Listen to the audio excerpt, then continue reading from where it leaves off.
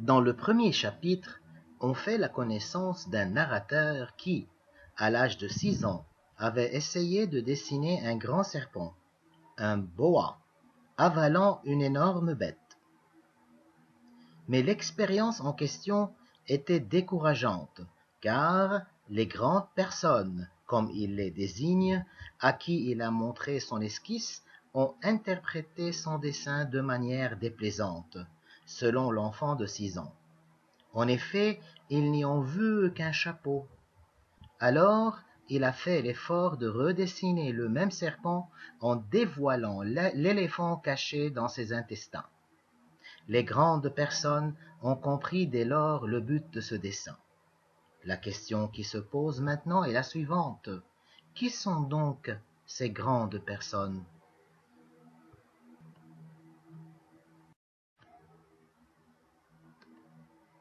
Les grandes personnes sont toute personne qui a perdu en elle ce que l'on désigne par l'esprit d'enfance.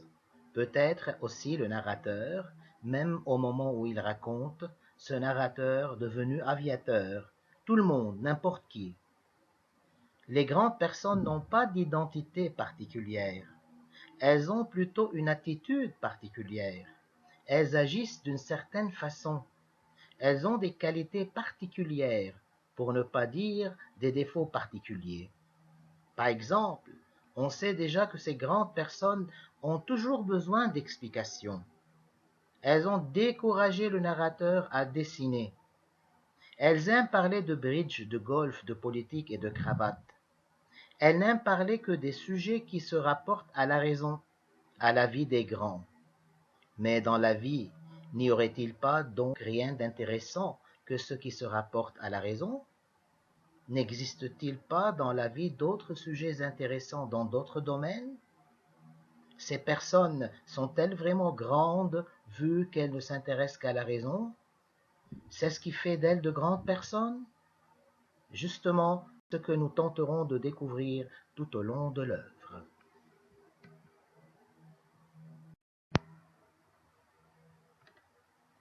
Dans le chapitre 2, un élément perturbateur va modifier le cours de toute l'histoire.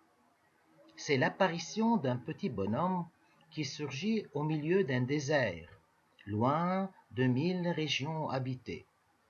Une apparition qui semble être inconcevable et invraisemblable.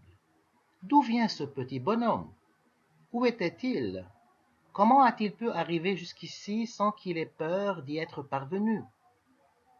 On apprend juste qu'il se fait appeler le petit prince. En plus de tout le mystère qui l'entoure, au lieu de demander de quoi boire et de manger, il ne fait qu'une seule demande. Dessine-moi un mouton. Une demande bizarre, délivrée par une personne bizarre. Vu l'insistance du petit bonhomme, le narrateur lui refait les 2 seuls dessins dont il était capable.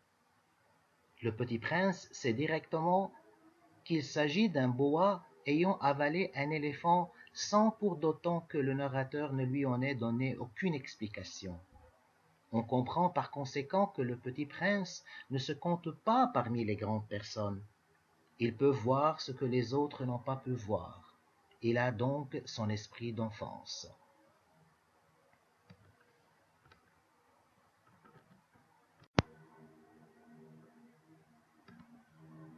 Succombant à la volonté du petit bonhomme, l'aviateur lui dessine 3 différents moutons qui n'ont pas plu à l'étrange visiteur.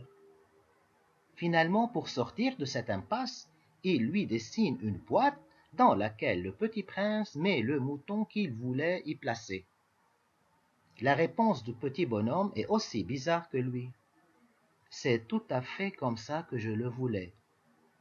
Cette réponse dénote soit de la moquerie, soit de l'intelligence. Le chapitre 2 se termine par une autre réplique qui va interpeller les lecteurs. C'est quand le petit prince a voulu savoir si ce mouton aurait besoin de beaucoup d'herbe car chez lui, c'est tout petit. Le lecteur, comme le narrateur aviateur, ne saurait pas ne pas s'interroger sur ce que le petit prince désigne par son « chez lui ».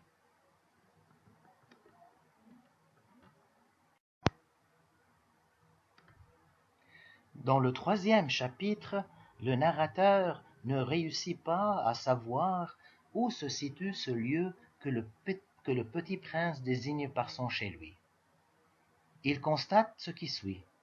Le petit prince, qui me posait beaucoup de questions, ne semblait jamais entendre les miennes. Le petit prince apparaît comme un extraterrestre qui voudrait apprendre beaucoup de choses sur la planète Terre. Mais est-il vraiment un extraterrestre? Le narrateur en doute. Tu viens donc d'une autre planète? Le petit prince ne répond à aucune question qui le concerne. Il laisse l'aviateur en déduire la réponse qui pourrait effleurer son esprit. C'est pourquoi le petit prince garde le silence à l'égard des questions comme « D'où viens-tu, mon petit bonhomme? Où est-ce chez toi? Où veux-tu emporter mon mouton ?» Face au mutisme du petit prince, le narrateur lui propose de lui donner une corde pour attacher le mouton afin que celui-ci n'aille pas trop loin devant lui et ne se perde. Le petit prince répond « C'est tel petit chez moi. Droit devant de soi, on ne peut pas aller bien loin. Ainsi, il viendrait sans doute d'une autre planète. Mais quelle serait donc cette si petite planète ?